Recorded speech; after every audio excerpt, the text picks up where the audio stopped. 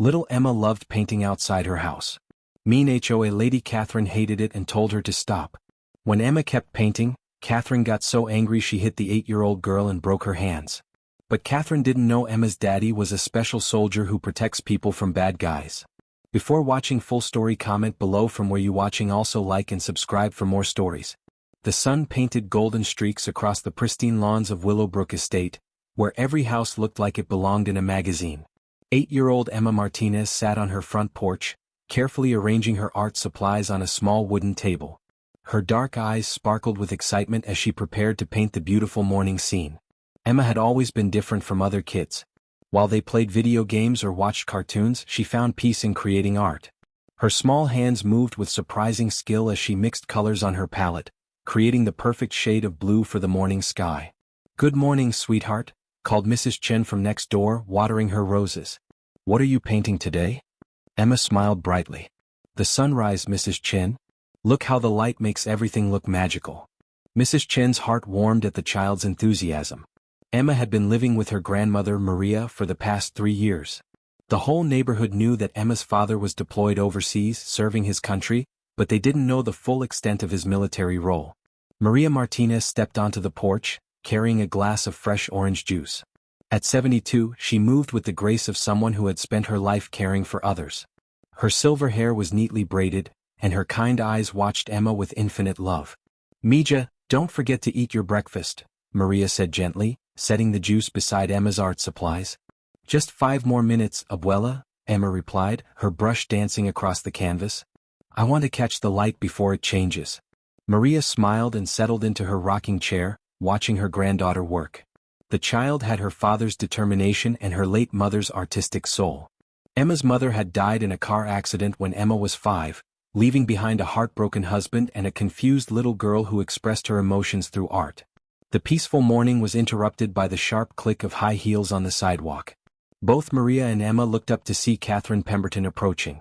At 45, Catherine was the self-appointed queen of Willowbrook Estates Homeowners Association. Her blonde hair was pulled back in a tight bun, and her designer outfit screamed expensive taste and cold authority. Catherine's pale blue eyes immediately fixed on Emma's art setup with obvious displeasure. She carried a thick folder marked HOA violations, and wore the expression of someone who had found her next victim.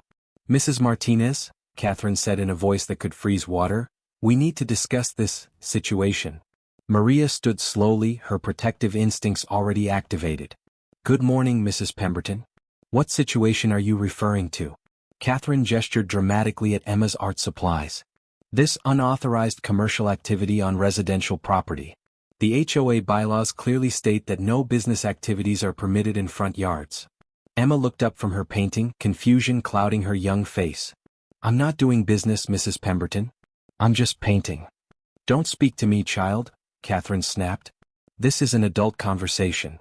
Maria stepped forward, her voice firm but controlled. "Mrs. Pemberton, Emma is creating art for her own enjoyment. She's not selling anything or running a business." Catherine opened her folder with theatrical flair. According to Section 4.7 of the HOA agreement, any activity that could be construed as commercial in nature is prohibited. Art supplies visible from the street create an unsightly distraction from our community's aesthetic standards. "That's ridiculous," Maria replied, her patience wearing thin. "She's a child expressing her creativity. The rules apply to everyone," Catherine declared. "I'm giving you a formal warning. If I see this again, there will be consequences." Emma's lower lip trembled as she looked at her painting. She had captured the sunrise perfectly, with soft oranges and pinks blending into the morning blue. Now this angry woman was telling her she couldn't paint outside anymore. "Please, Mrs. Pemberton," Emma said quietly, "I just like to paint the pretty things outside. I'm not hurting anyone." Catherine's eyes narrowed as she looked down at the child. "You're creating a disturbance in our peaceful community. Rules exist for a reason." Maria felt her anger rising but kept her voice steady. "Mrs. Pemberton, I think you're overreacting. Emma has been painting outside for months without any complaints from other neighbors." "Well, I'm complaining now," Catherine shot back. "And as HOA president, my word is final." The argument continued for several more minutes, with Catherine becoming increasingly aggressive and Maria trying to protect her granddaughter while remaining respectful. Emma sat quietly, tears beginning to form in her eyes as she watched the woman who seemed to hate her art. Finally, Catherine slammed her folder shut. "You have been warned, Mrs. Martinez. Next time, there will be official consequences." As Catherine walked away, her heels clicking angrily on the pavement, Emma burst into tears.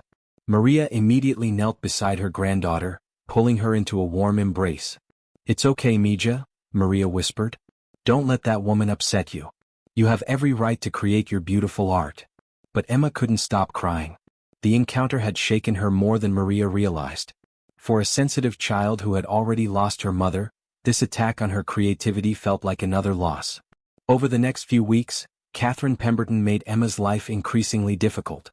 Every time the little girl set up her easel outside, Catherine would appear with new complaints and threats. She claimed the art supplies were visual pollution, and that Emma's presence attracted undesirable attention to the neighborhood. Emma began to withdraw.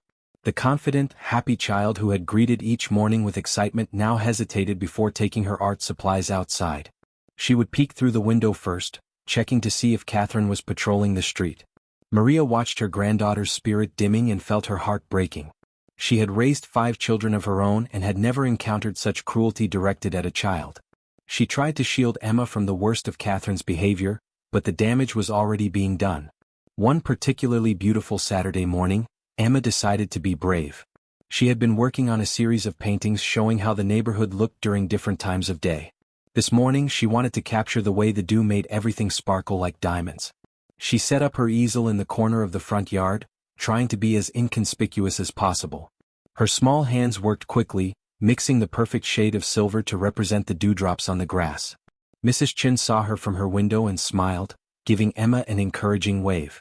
Several other neighbors also noticed the little girl painting and felt a warm sense of community pride.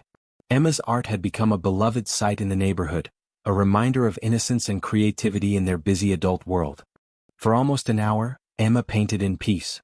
She was lost in her work, creating magic with brushes and colors, when the familiar sound of clicking heels shattered her concentration. Catherine appeared, but this time she wasn't alone. She had brought 2 other HOA board members with her. Harold Peterson, a nervous man who always agreed with Catherine out of fear, and Linda Walsh, who seemed to enjoy conflict almost as much as Catherine did. "There," Catherine announced triumphantly, pointing at Emma like she was presenting evidence in a court case. "Just as I told you. Flagrant violation of community standards." Harold fidgeted with his clipboard. "Well, Catherine, she is just a child." "The rules don't make exceptions for age," Catherine interrupted. "If we allow this, what's next? Yard sales? Lemonade stands? Where does it end?" Linda nodded in agreement. "Catherine's right. We have to maintain our standards."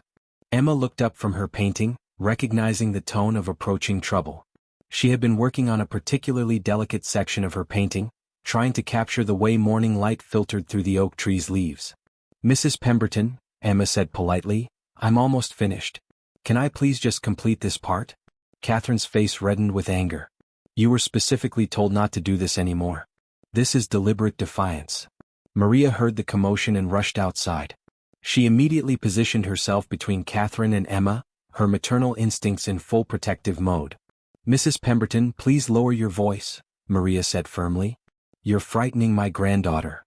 "Your granddaughter is violating community regulations," Catherine replied, her voice rising instead of lowering. "This ends now. What happened next would haunt the neighborhood for years to come." Catherine, in her rage and sense of absolute authority, stepped forward and grabbed Emma's easel. The sudden movement caused the palette of mixed paints to fly through the air, splattering across Emma's painting and her clothes. "No!" Emma cried out, reaching desperately to save her artwork. Catherine, completely consumed by her anger and sense of power, raised her hand high above her head. In that moment she wasn't thinking about consequences or the fact that she was about to assault a child. She was only thinking about asserting her dominance. The slap came down with shocking force. But Emma, in her panic to protect her painting, had her hands raised defensively. Catherine's blow, intended for Emma's face, landed squarely on the child's delicate hands instead. The sound that followed was sickening, a wet crack that made Harold gasp and Linda step backward in horror. Emma's scream of pain echoed through the quiet neighborhood, a sound so heartbreaking that several neighbors came running from their houses. Emma's hands, so small and perfect for holding brushes and creating beauty, were now twisted at unnatural angles. The bones in 3 of her fingers were clearly broken, and her right wrist was already beginning to swell. Maria's scream joined Emma's as she dropped to her knees beside her granddaughter. Emma. Oh my God, Emma. The little girl was in shock, staring at her damaged hands with wide, uncomprehending eyes. The hands that had created so much beauty, that had been her way of expressing joy and processing grief, were now sources of excruciating pain. Call 911. Maria shouted to the gathering neighbors. Someone call 911. Catherine stood frozen, the reality of what she had done beginning to penetrate her rage. Harold and Linda were backing away, clearly wanting to distance themselves from the scene. Mrs. Chun was already on her phone with emergency services, her voice shaking as she described the situation. Other neighbors formed a protective circle around Emma and Maria, their faces showing a mixture of shock, anger, and disbelief. I didn't mean. Catherine started to say, but her words were lost in Emma's continued cries of pain. The ambulance arrived within minutes, but it felt like hours to Maria, who held her granddaughter while trying to comfort her. The paramedics, experienced professionals who had seen many injuries, were visibly disturbed by the sight of a child's broken hands caused by an adult's violence. As they carefully loaded Emma into the ambulance, Maria looked back at Catherine with eyes that held a promise of consequences. You will pay for this, she said quietly, but with a conviction that made Catherine's blood run cold. At Mercy General Hospital, Emma was rushed into emergency surgery.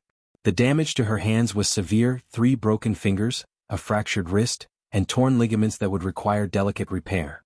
Dr. Sarah Kim, a specialist in pediatric hand surgery, worked for 4 hours to reconstruct the damage. Maria sat in the waiting room, her hands shaking as she tried to call her son. Colonel Michael Martinez was currently deployed in Afghanistan, leading a classified mission that had kept him out of contact for the past 2 weeks. The military chaplain at the base would have to relay the message and arrange for emergency leave. Meanwhile, news of the incident spread through Willowbrook Estate like wildfire.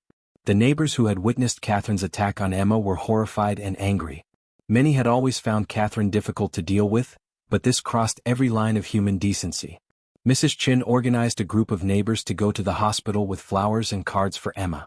Mr. Johnson, a retired lawyer who lived 3 houses down, began researching assault charges and civil litigation options. The entire community was rallying around the little girl who had brought such joy to their lives with her art. Back at the hospital, Emma emerged from surgery with both hands heavily bandaged and immobilized. The anesthesia left her confused and frightened, and she kept asking for her father through her tears. When is Papa coming home? She whispered to Maria, her voice hoarse from crying. Soon, Mija, Maria replied, stroking Emma's hair. Papa will be here soon. Dr. Kim pulled Maria aside to explain the extent of Emma's injuries. The surgery went well, but the road to recovery will be long. She'll need months of physical therapy, and there's no guarantee she'll regain full use of her hands. The words hit Maria like a physical blow. Emma's art wasn't just a hobby, it was her therapy, her way of processing emotions and connecting with the world. The thought that Catherine's violence might have permanently damaged Emma's ability to create was devastating. Will she be able to paint again? Maria asked, dreading the answer. Dr. Kim's expression was carefully neutral. We'll do everything we can to help her heal, but fine motor skills like painting, it's too early to know for sure. 3 days later, Colonel Michael Martinez arrived at the hospital. He had been given emergency leave after receiving the news about Emma's assault. The military transport had flown him from Afghanistan to Germany, then to the United States, but the journey felt endless as he imagined his daughter's pain. Michael Martinez wasn't just any soldier. He was a Delta Force commander, one of the military's most elite special operations officers. For 15 years, he had led classified missions in some of the world's most dangerous locations. He had faced terrorists, enemy combatants, and life-threatening situations with calm precision. But walking into that hospital room and seeing his 8-year-old daughter with her small hands wrapped in bandages, her face pale with pain and medication, broke something inside him that no enemy had ever been able to touch. Papa? Emma's voice was barely a whisper when she saw him. Michael's composed military bearing crumbled as he rushed to her bedside. I'm here, sweetheart. Papa's here. Emma began to cry again, but these were tears of relief. Papa, the mean lady hurt my hands. I can't paint anymore. Michael held his daughter carefully, mindful of her injuries, while Maria quietly explained what had happened. With each detail, Michael's jaw tightened and his eyes grew colder. This wasn't the controlled anger of a soldier facing an enemy combatant. This was the primal fury of a father whose child had been deliberately harmed. Where is this woman now? Michael asked, his voice deadly quiet. She's at home, Maria replied. The police questioned her, but she claimed it was an accident. She has expensive lawyers. Michael's training had taught him patience, strategic thinking, and the importance of gathering intelligence before taking action. But his paternal instincts were screaming for immediate justice. Over the next few days, Michael stayed by Emma's side, helping her through the pain medication fog and the beginning stages of physical therapy. He watched his daughter struggle to hold a crayon, tears streaming down her face as she tried to draw a simple circle. "It's okay, sweetheart," he whispered, but inside his resolve was hardening like steel. While Emma slept, Michael began his own investigation. Using skills honed through years of military intelligence work, he started gathering information about Catherine Pemberton and her actions leading up to the assault. He spoke with neighbors, reviewed security camera footage from houses around the neighborhood, and collected witness statements. What he discovered painted a picture of systematic harassment and escalating aggression toward a vulnerable child. Mrs. Chin provided him with a detailed timeline of Catherine's behavior. She seemed to have a personal vendetta against Emma, she explained. It wasn't just about HOA rules. She appeared to take pleasure in upsetting the child. Mr. Johnson, the retired lawyer, had been documenting Catherine's various HOA violations and power abuses for months. She's been targeting families with children, elderly residents, and anyone she perceives as vulnerable, he told Michael. But what she did to Emma? That's criminal assault.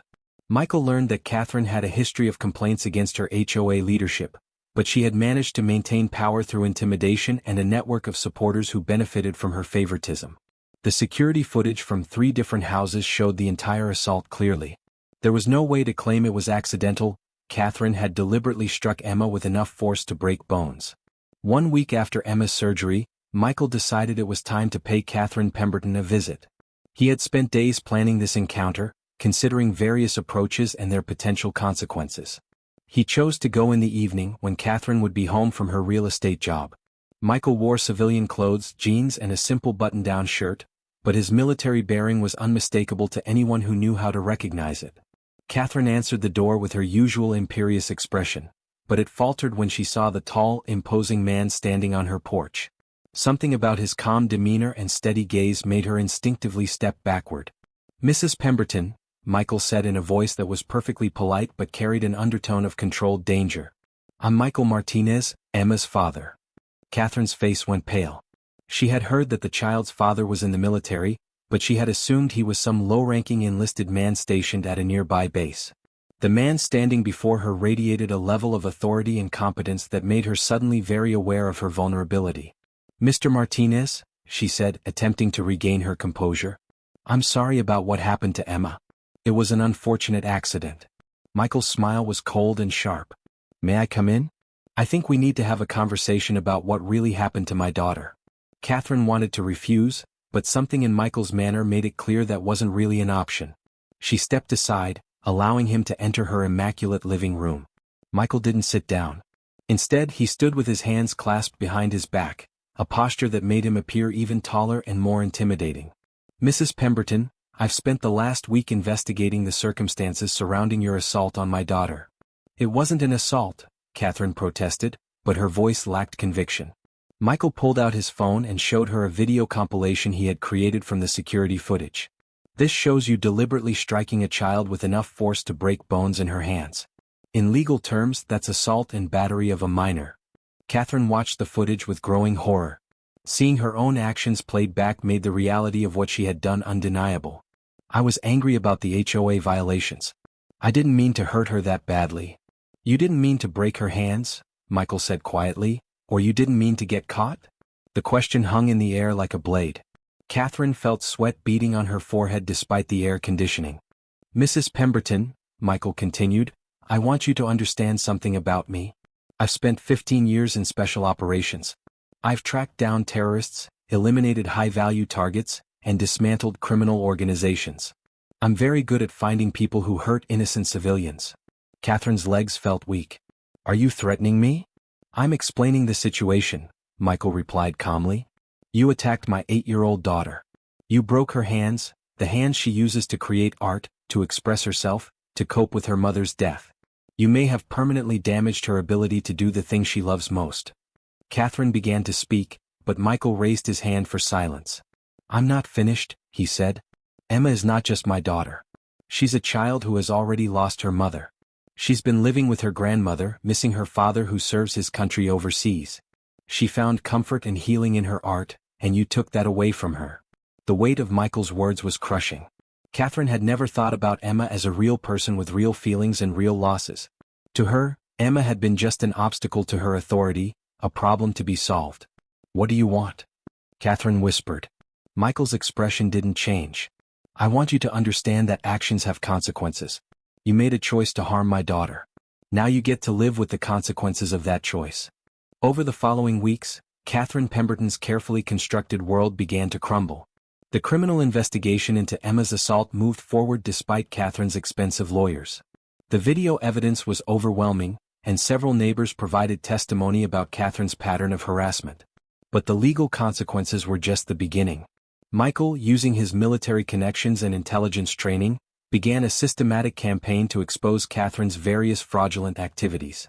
He discovered that she had been embezzling money from the HOA fund, using her position to approve contracts for companies owned by her friends and family members, and manipulating property values to benefit her real estate business. The information was methodically provided to the appropriate authorities: the District Attorney's Office, the State Real Estate Commission, the IRS, and the Homeowners Association Oversight Board. Catherine's real estate license was suspended pending investigation. Her position as HOA president was terminated. The embezzlement charges resulted in criminal prosecution and a civil lawsuit from the Homeowners Association. But perhaps most devastatingly, Michael ensured that Catherine's actions became public knowledge. He provided the local news stations with the security footage and the story of how a HOA president had brutally assaulted a child for the crime of painting outside her home. The story went viral on social media. Catherine became the face of HOA abuse and adult bullying of children. Her picture appeared on news broadcasts with captions like, "HOA president breaks child's hands," and "Woman attacks 8-year-old artist."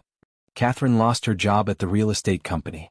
Her social circle, built on fear and self-interest, abandoned her completely. She became a pariah in her own community, unable to show her face in public without recognition and condemnation. While Catherine's world collapsed, Emma began her long journey toward healing. The physical therapy was painful and frustrating. Simple tasks that had once been effortless now required tremendous effort and concentration. Michael took extended leave from the military to be with his daughter during her recovery.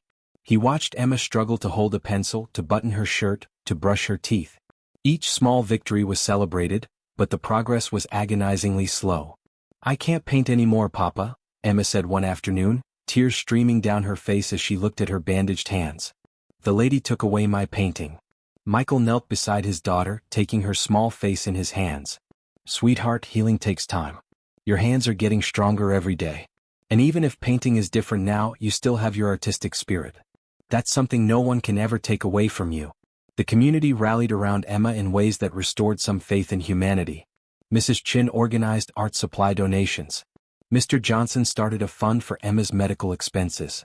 The local art teacher, Mrs. Rodriguez, volunteered to work with Emma on adaptive techniques for creating art with limited hand mobility. Local news stations followed up on Emma's story, showing her progress and the community's support. The positive coverage helped counteract some of the trauma from the initial assault. 6 months after the assault, Catherine Pemberton's criminal trial began. The courthouse was packed with neighbors from Willowbrook Estate, all there to support Emma and her family. Emma, now stronger but still bearing the scars of her injuries, testified about what had happened. Her small voice was steady as she described the attack, but the impact on the jury was profound. Several jury members were visibly moved by the child's testimony. Catherine's lawyers attempted to portray the incident as an accident, claiming that Catherine had been trying to stop Emma from running into the street. However, the security footage clearly showed Emma seated at her easel, nowhere near the street, when Catherine approached and struck her. The defense also tried to argue that Catherine's actions were justified because Emma was violating HOA rules. This strategy backfired spectacularly when the prosecutor pointed out that breaking a child's hands was not an appropriate response to any HOA violation. Michael testified about the impact of the assault on Emma's life and development. His composed military bearing while describing his daughter's injuries and struggle to recover was more powerful than any emotional outburst could have been. The prosecution's case was overwhelming. Video evidence, witness testimony, medical records, and expert testimony about the force required to break bones in a child's hands all pointed to one conclusion: Catherine Pemberton had deliberately and violently assaulted an innocent child. After 2 days of deliberation, the jury returned with a guilty verdict on all charges: assault and battery of a minor, child endangerment and reckless endangerment. Catherine was sentenced to 3 years in prison and ordered to pay restitution for Emma's medical expenses and therapy costs. 1 year after the assault, Emma stood in her grandmother's living room, carefully holding a paintbrush. Her hands, still scarred and not quite as nimble as they once were, moved across the canvas with determination and grace. The painting she was working on showed the sunrise over Willowbrook Estate, but it was different from her earlier work. The colors were deeper, more complex. There was a maturity to the brushstrokes that spoke of someone who had experienced pain and emerged stronger. Michael, now assigned to a stateside position so he could be closer to his daughter, watched with pride as Emma painted. The little girl who had once been so trusting and innocent now carried herself with quiet strength. The assault had changed her, but it hadn't broken her spirit. "What do you think, Papa?" Emma asked, stepping back to examine her work. "It's beautiful, sweetheart," Michael replied, meaning every word. "Different from your old paintings, but beautiful in a new way." Emma nodded thoughtfully. "Mrs. Rodriguez says that artists grow through their experiences. She says my new paintings have more, what's the word, depth." "Depth," Michael confirmed. "Yes, they do." The doorbell rang and Maria went to answer it. Mrs. Chen stood on the porch, holding a small wrapped package. "This came for Emma," she said, smiling. "It's from the Children's Art Foundation." Emma carefully unwrapped the package, revealing a certificate and a small trophy. She had won first place in a national art contest for young artists. The painting she had submitted was one she had created during her recovery, showing a butterfly emerging from a cocoon. "I won?" Emma asked, her eyes wide with disbelief. "You won," Michael confirmed, reading the certificate. "First place in the age 8 to 10 category for artistic expression and emotional depth." Emma hugged the trophy to her chest, tears of joy streaming down her face. For the first time since the assault, she was crying happy tears. Emma's victory in the art contest was just the beginning. The local newspaper ran a story about the little girl who had overcome adversity to achieve artistic recognition. The story was picked up by national media, and soon Emma's story of resilience was inspiring people across the country. A publisher contacted Michael about turning Emma's story into a children's book about overcoming bullying and finding strength through art. A documentary filmmaker wanted to follow Emma's continued recovery and artistic development. Emma, now 9 years old, had become an advocate for other children who had experienced trauma. She spoke at schools about the importance of standing up to bullies and finding healthy ways to express emotions. "When someone hurts you," she would tell other children, "you have 2 choices. You can let the hurt make you smaller or you can use it to make yourself stronger. I chose to get stronger." The Willowbrook Estate community had also transformed. Catherine's assault on Emma had shocked residents into recognizing the toxic culture that had been allowed to develop under her leadership. The new HOA leadership emphasized community building and support for families. A community art program was established in Emma's honor. Children and adults alike were encouraged to create and display art throughout the neighborhood. The area where Emma had been attacked was converted into a small art garden, with easels and benches available for anyone who wanted to paint or draw. Catherine Pemberton served her full 3-year sentence. During her time in prison, she was required to attend anger management classes and therapy sessions. For the first time in her life, she was forced to confront the harm she had caused others. The prison psychologist helped Catherine understand that her need for control and power had stemmed from her own childhood trauma and insecurities. This didn't excuse her actions, but it provided a framework for understanding how she had become someone capable of attacking a child. When Catherine was released, she returned to a world that had moved on without her. Her house had been sold to pay legal fees and restitution. Her former friends and colleagues wanted nothing to do with her. She was truly alone for the first time in her life. Catherine found work as a clerk in a small office, far from Willowbrook Estate. She lived in a modest apartment and kept to herself. The woman who had once demanded respect through fear now understood what it meant to be powerless. One day, almost 4 years after the assault, Catherine saw a news report about Emma's latest art exhibition. The now 12-year-old had become a recognized young artist, with her work displayed in galleries and her story continuing to inspire others. Watching Emma speak confidently about her art and her journey of healing, Catherine felt something she had never experienced before: genuine remorse. Not regret for getting caught or facing consequences, but actual sorrow for the pain she had caused an innocent child. Catherine wrote a letter to Emma, not seeking forgiveness or contact, but simply to acknowledge the harm she had caused and to express her genuine remorse. She didn't send it. Instead, she placed it in a drawer, a reminder of the worst version of herself and her commitment to never become that person again. Emma's story had far-reaching consequences beyond her own healing and Catherine's punishment. The incident sparked a national conversation about HOA abuse, adult bullying of children, and the importance of protecting young people's creative expression. Several states passed legislation limiting HOA authority over children's activities. The Emma's Law bills, as they became known, specifically protected children's right to engage in artistic activities on their own property.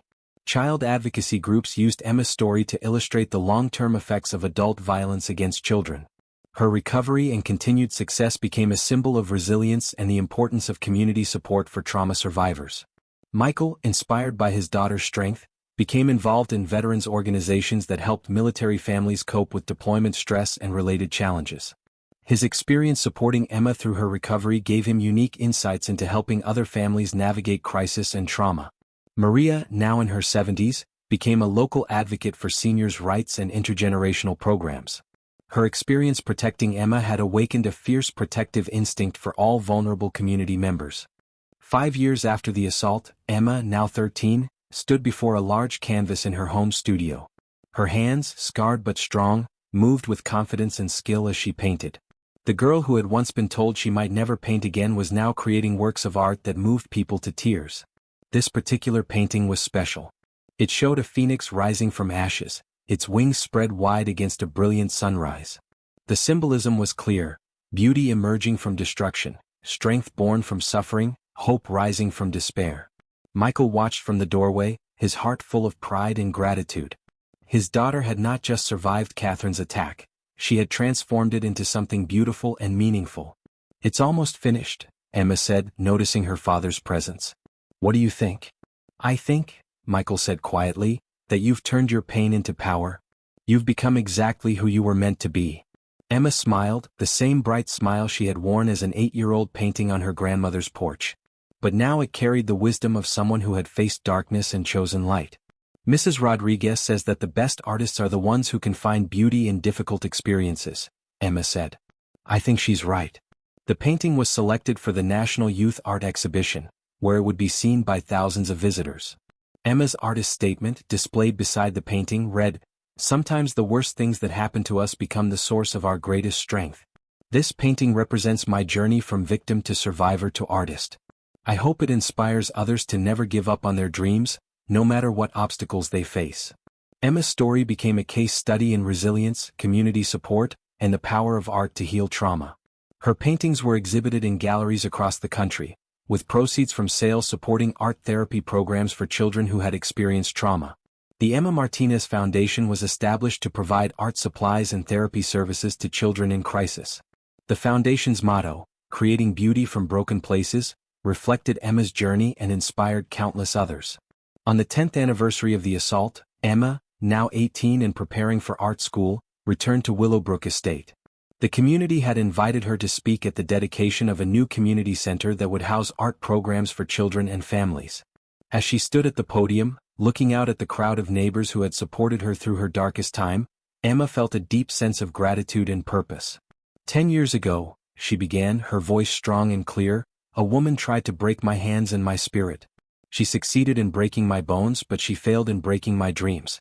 Today, I want to thank everyone who helped me heal, who believed in me when I couldn't believe in myself, and who taught me that our responses to cruelty define us more than the cruelty itself." The crowd erupted in applause, but Emma raised her hand for quiet. "I also want to say something about forgiveness," she continued. "I've learned that forgiveness isn't about forgetting what happened or pretending it didn't matter. It's about choosing not to let someone else's actions define your future. I forgive Catherine Pemberton not because what she did was okay, but because carrying hatred would have limited my ability to create beauty." In the audience, Michael wiped away tears of pride. His daughter had become not just an artist, but a teacher, a healer, and a beacon of hope for others. Emma's final painting before leaving for art school was a masterpiece that captured her entire journey. It showed a young girl sitting at an easel, painting a sunrise while golden light surrounded her. The girl's hands, though scarred, created something beautiful. In the background, shadowy figures represented the darkness that had once threatened to overwhelm her. But in the foreground, warm light pushed back the shadows, revealing a community of supporters, a loving family, and the indomitable spirit of a child who refused to be broken. The painting's title was simple but powerful, Morning Light. It represented not just the sunrise Emma had been painting on that terrible day 10 years ago, but the dawn of hope that followed even the darkest nights. As Emma packed her art supplies for college, she found the broken pieces of her very first easel, the one that had been destroyed in Catherine's attack. Maria had saved the pieces, thinking they might be repaired someday. Now, Emma held them in her strong, scarred hands and smiled.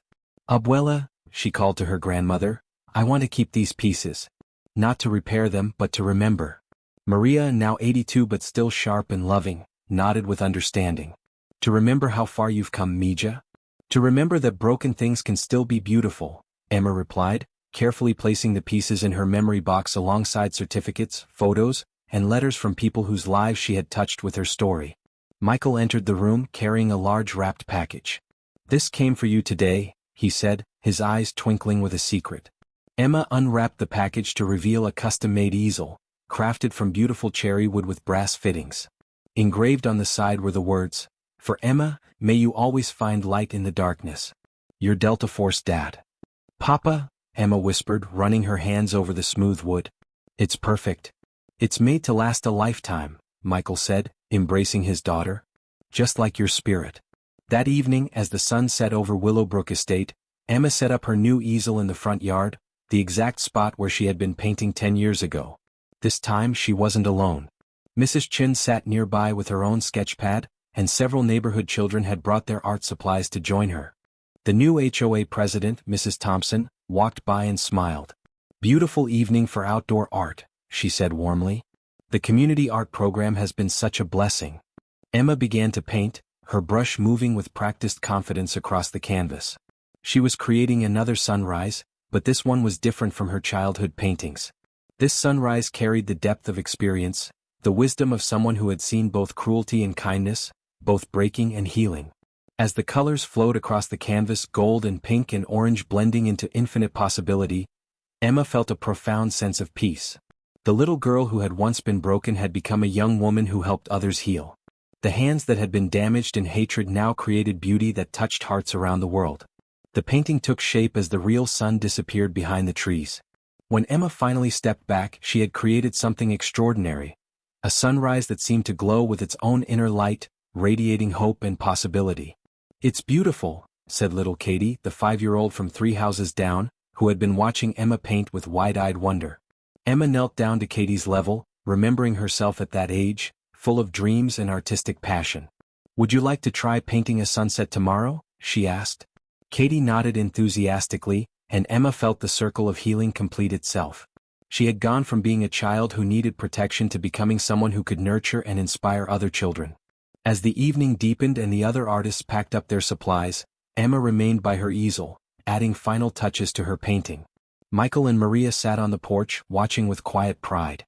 "You know," Michael said to his mother-in-law, "I used to think my job was to protect people from the world's darkness.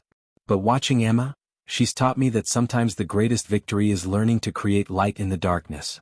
Maria nodded, her eyes fixed on her granddaughter. She has her mother's artistic soul and her father's warrior spirit. But most importantly, she has her own beautiful heart. Emma made one final brushstroke, then stepped back to admire her work. The painting captured not just a sunrise, but the essence of hope itself, the promise that no matter how dark the night, morning always comes.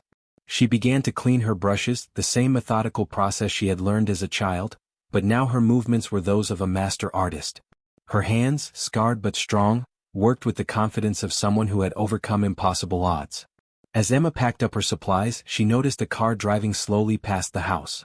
For just a moment, she wondered if it might be Catherine, finally ready to face the consequences of her actions. But then the car continued on, and Emma realized it didn't matter. She had moved so far beyond that moment of pain that Catherine's presence or absence couldn't touch her peace. The 8-year-old who had been broken that day was gone, transformed through love, support, and her own incredible strength into someone who could light up the world with her art. The scared little girl with bandaged hands had become a young woman whose story inspired thousands. Emma picked up her finished painting and carried it toward the house. Tomorrow she would begin her journey to art school, where she would continue to develop her talents and prepare for a life dedicated to creating beauty and inspiring others. As she reached the porch, Emma turned back to look at the spot where she had been painting. In the gathering darkness, she could almost see the ghost of her 8-year-old self, sitting at that little easel, painting with such joy and innocence. "Thank you," she whispered to that memory, "for not giving up on beauty even when it hurt." The stars began to appear in the darkening sky, and Emma smiled. Tomorrow would bring new challenges, new opportunities to create and inspire. But tonight, she was simply grateful for her family, for her community, for her gift, and for the strength she had found in her darkest hour. The little girl who had been told she might never paint again had become an artist whose work would touch the world. The hands that had been broken in hatred now created masterpieces of hope. And the sunrise she had been painting on that terrible day 10 years ago had finally reached its full, glorious dawn. Emma Martinez had learned the most important lesson of all, that the human spirit, like the sun, always rises again no matter how dark the night. And sometimes the most beautiful light comes from those who have learned to shine in the darkness. As she walked into the house, carrying her painting of the sunrise, Emma was already dreaming of tomorrow's canvas. There was so much beauty left to create, so many stories left to tell, so many hearts left to heal. The girl who had been broken had become the woman who made others whole. And that, perhaps, was the most beautiful masterpiece of all.